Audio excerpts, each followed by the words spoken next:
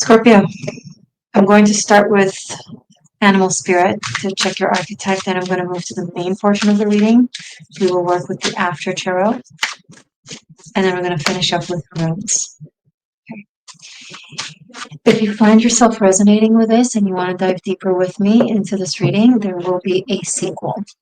Okay. Scorpio.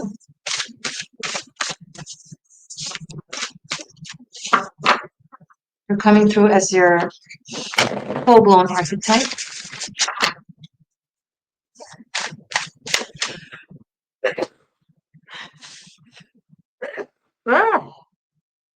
Sorry. Thank you for those of you who said bless you. Bless you too. It's like you're very unapologetic Scorpio. Intense, sexy, and mysterious. Take it or leave it.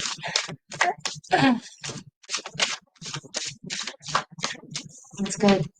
It's free. Fox and elk, both earth.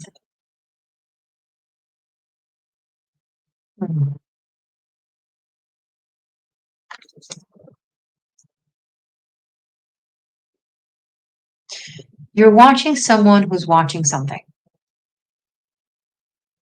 And they are very engulfed, very, maybe amazed or focused or really into it, right? And you're just watching that. A process that they're going through where they get kind of, maybe they're interacting with the divine, maybe they're getting intuitive messages, maybe they have their gifts kind of open and revealed to them, getting like realizations. And for you it's a Tuesday, and but you're kind of patient and happy to see this happening with them. You feel like they might start understanding you, understanding your language, understand where you're coming from, what it is that you're feeling, going through. It's something that you gotta go through to understand truly. It's very hard to explain. So you feel like this person is finally getting it, or is about to get it. You're going to see what you see, feel what you feel, understand what you understand. And there's this sense of excitement and relief. That come with that?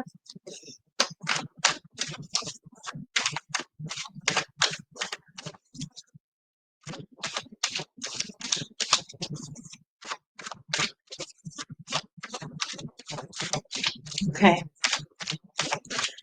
Show us more, please, for Scorpio Sun, Moon, Rising. Crosswalker. Intuitively guided. Whoever you are, wherever you are here, welcome. Thank you, by the way, to my channel members. May your generosity return to you 1,000-fold. I hope you're also enjoying the VIP content.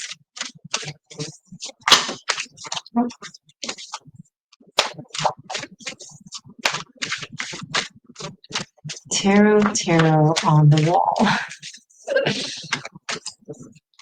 Who's the Scorpio of them all? Well, you are, of course.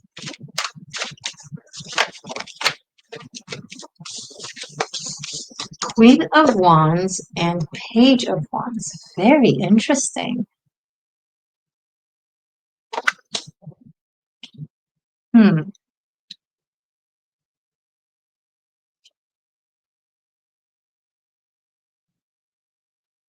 So this page is walking away from someone or something and is heading toward the Queen of Wands, who's taking him in. But it's like, well, what have you learned? Or what do you know now? Do we understand each other now? Do we speak the same language now? This Page of Wands is walking away from someone who's like looking at them, walking into the distance, and they're evidently disappointed, but they're not running after them, right? They're not following them. They're letting them go.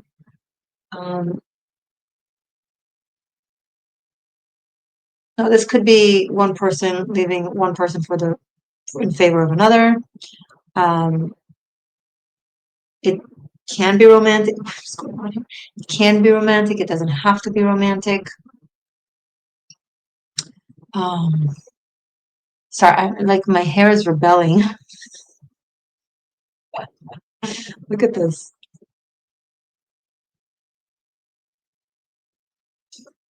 Rebelling. Okay. What is going on there? Page and Queen.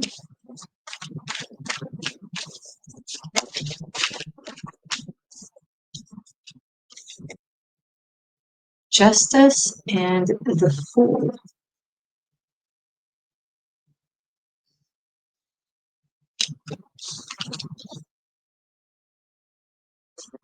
So, on the surface level, it might seem like it's some kind of an adventure, right? Exploration, expedition. But there's something a lot deeper there. Like with the Justice, it's probably karmic, but like demanding, meaning this is what's next. This needs to be cut. This needs to be walked toward. And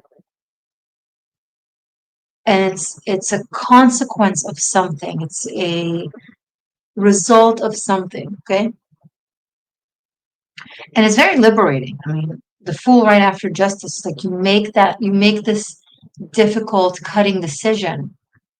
You make a sacrifice. You leave something behind. You cut something out. It's possibly painful. Certainly could be harsh. But right after that, with the Fool comes freedom. Now, I don't know how, sorry, I'm being driven mad by my hair.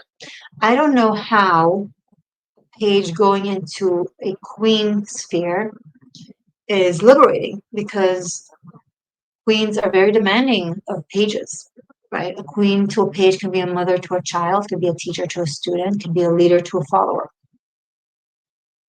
Could be someone more mature to someone younger. Could be an expert versus a novice. But maybe there's freedom in the knowing that you're no longer giving yourself, or this page is no longer giving themselves to something that they were a part of because they were just a part of it, but it hasn't been productive, expanding, beneficial. Maybe it was like stuck in a loop and they just wanted to make that leap, right? That progression. And they're like, okay, if I want to progress, I can't be the biggest fish in the pond. I got to be a smaller fish in a bigger pond. I got to surround myself with people who know better than I do, who know more than I do, who have more than I do, so that I can learn from them, be inspired by them.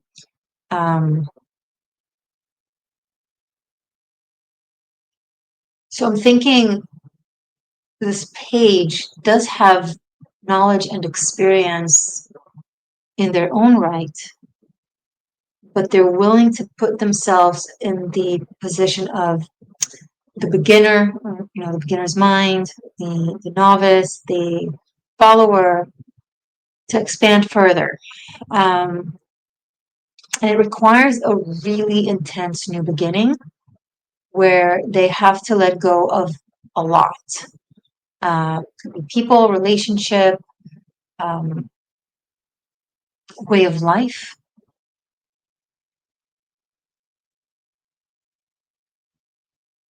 And it's scary. It's not just packing light, it's like not packing at all.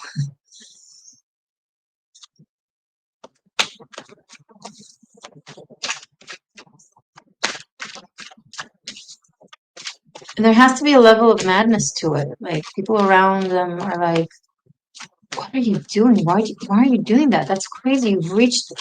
You've gone so far. You've reached this level. You're so close, or you already have it. Why leave it all behind? Why let go of all of it? It's like, and you're like, or this page is like, I think you're this page, and you're like, because I'm not doing this for the status. I'm not doing this for the recognition. I'm not doing this for whatever benefits you think this gives me. I'm doing this for the path. And there's more for me to expand into. I'm in a pond, I'm a big fish, or I'm growing into a bigger fish. And I don't want to get stuck there. Thinking I'm almighty when there are oceans outside. Now, I'm not picking up like a sense of greed. It's not greed, quite the opposite. If you were to stay where you're at because of all the things that it grants you, that would be greed. You're like holding back your spiritual evolution and expansion for, you know, that status, that credit, that whatever, that paycheck, that anything. And you're like, if I was to stay here just for that reason, even though I'm feeling urged to move to that place or to there, then that would be superficial and greedy. I guess it's a matter of perspective, really.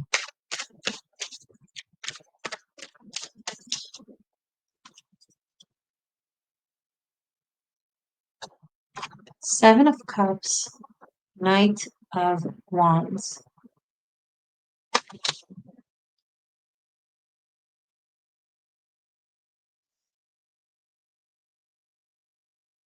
Remembering the song Don't Go Chasing Waterfalls?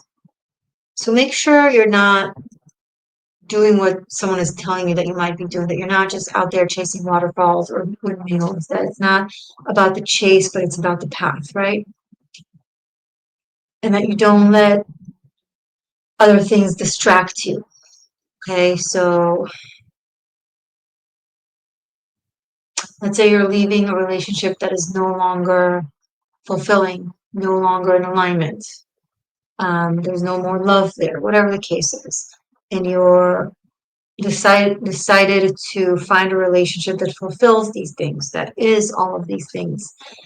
But then you kind of get distracted from being single and free, so you just go on all kinds of different, you date multiple people, you just have some hookups, and you're kind of forgetting the purpose. So don't replace one meaningful thing with a lot of fragmented small things.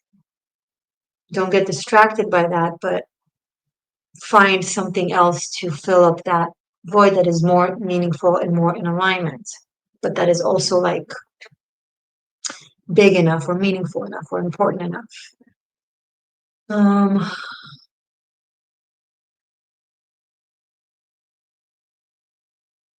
It can also be very easy to lose ourselves in the hustling. Let's say you're leaving a 9 to 5 or a job that is not fulfilling and you want to pursue your dream career or open your own business, but money gets tight and you find yourself just hustle and do all these things that you don't care about and they're not leading anywhere just because you're stressed for the money. Now, I'm the last to judge. When you need to make a living, you need to make a living, but wherever you can remain focused and not let that come at the expense of the reason you initially left in the first place. That's something to keep in mind.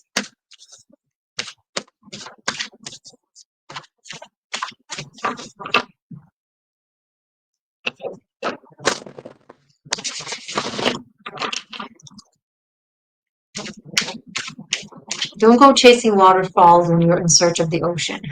Okay?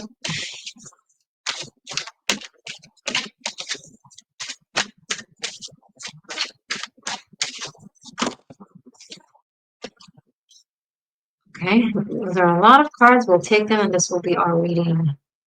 3 of Pentacles, 9 of Swords. 3 of Wands, 10 of Pentacles. And Lovers. Beautiful. Okay.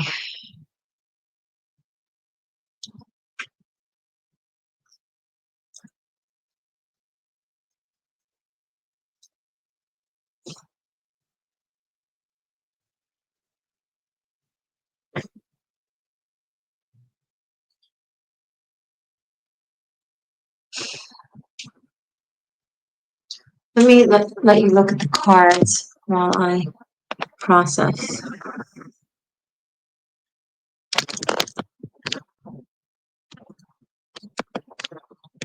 Okay. Great.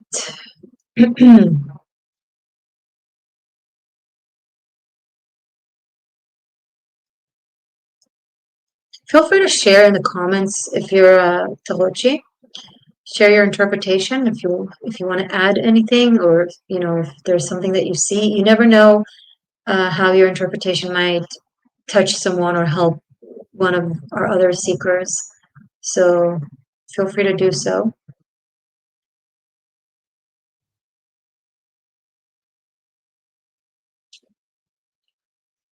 Okay, so you have worked really hard for a very long time and something that felt like a loop of some sort that wasn't, you were building, but it also wasn't leading anywhere. Right? So whatever it is that was built, it felt like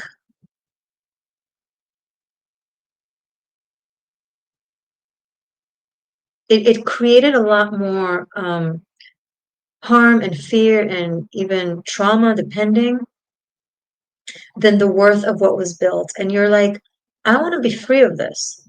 Like, you had this purpose, you had this goal, and it was kinda almost in alignment with you, but it wasn't complete. It was like a draft, and you've given a whole lot to it, like a lot.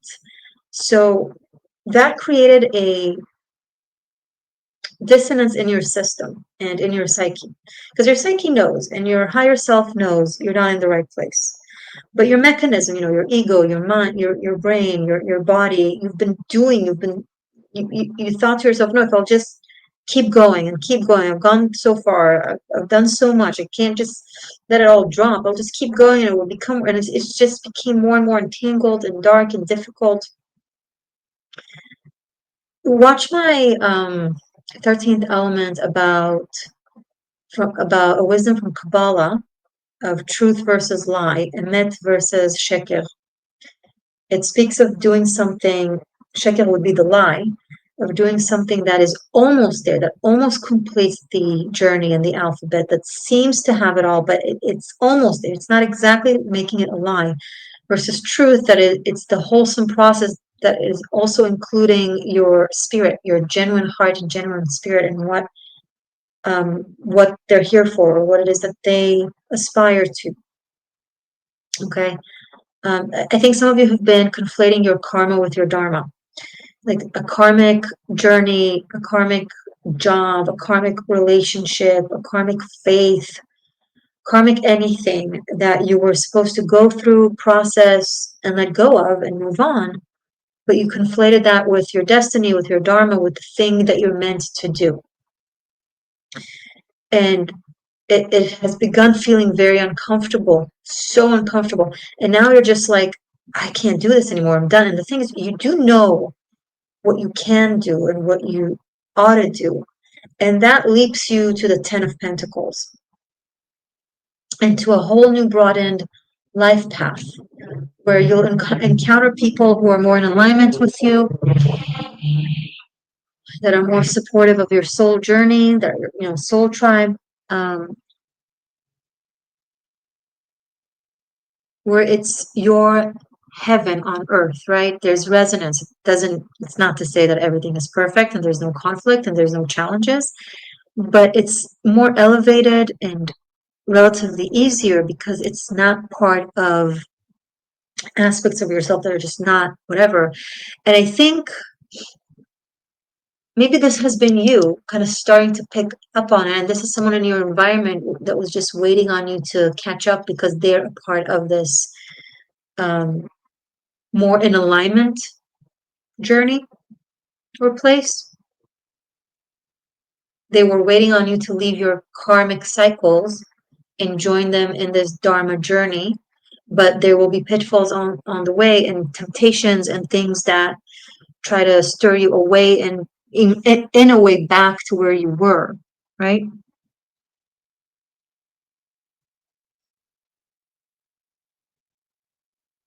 And it asks you to really open your mind and think broader than you've been thinking so far.